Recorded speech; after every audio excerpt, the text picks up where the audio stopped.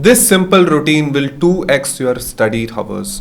If you are preparing for an exam which is going to take place in the next 40 to 50 days and you are supposed to study for 8 to 10 hours per day, but you are currently clocking only 4 to 5 hours, then this video will definitely help you. The routine that I'm going to share with you is called the Daily Powerplay, and as I said, it is extremely simple and you can readily deploy it even in today's preparation. First, you have to understand that not all hours in your given day are created equally. For example, in any given day, you will have about 16 to 17 hours of awake time, and those 16 to 17 hours are not created equally. The first 6 to 7 hours of your awake time will have higher significance because it will always lead to higher productivity, and the last 7 to 8 hours are not as significant as the first 7 to 8 hours. I mean, you can still work in that time, but most likely they will not generate the amount of productivity which the first 7 to 8 hours generate. I primarily wanted to highlight this mindset before actually giving you the routine, because a lot of us, when we get up, we wake up with a sense of entitlement that we have a whole big day, long day ahead of us. We have 16 to 17 hours totally under our control, and we know that we will peak towards the later part of the day. Therefore, with that sense of entitlement, we take the initial hours of the day for granted. So, with that said, let me take you to the actual routine. The routine is clock at least 5 hours in the first 6 hours of your waking time. After you got up, at whatever be the time, after you got up, in the first 6 hours of your awake time, try to invest at least 5 of those 6 hours towards studies. In the T20 cricket, you have 20 overs, and the first 6 overs are given as power play to the batting team. So the batters try to get as much runs as possible in those 6 overs, isn't it? So the same way, you pretty much have 17 to 18 hours of wake up time. In that wake up time, take the first 6 hours as your daily power play. Some things I want to clarify here is, you don't have to get up at 5 a.m. or you don't have to get up at 6 a.m. That's not the whole point of this routine. You don't have to change your body clock. Wake up at whatever the time that you want. Even if you are a person who naturally wakes up at 8 o'clock, after getting up at 8 o'clock till 2 p.m., spend at least 5 hours of studying in that 8 to 2 p.m. So that means try to take as little time as possible towards activities like personal hygiene, personal maintenance, and breakfast or lunch. These are absolutely unavoidable activities, but try to take as little time as possible. And the next point that I would like to talk here is, allocate those first 6 hours for your bottleneck. By bottleneck, I mean the subject that is most troubling you, the subject which is the weakest link in your preparation. It could be subject or it could be a particular topic. If you think consolidation is the weakest link in your entire preparation, then use this 6-hour window for attacking consolidation, because you will be at your freshest in the first 6 hours. You will have naturally high energy.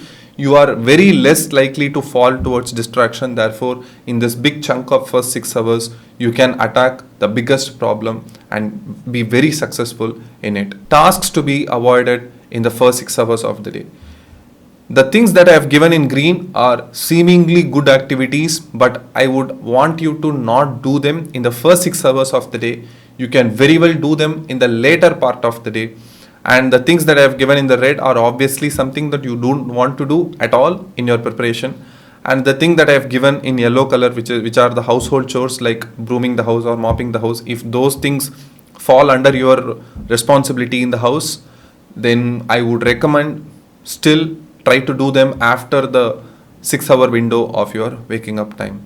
So for example, doing dishes or washing clothes or drying clothes, whatever it is. So that takes me to the next section of this picture, which is a scene from Interstellar, the scene where the astronauts land in a place called Miller's Planet, and this planet is pretty far from Earth and it was located very close to the black hole. Therefore, the fictional element, they say, is 1 hour on this planet is equal to 7 years on Earth.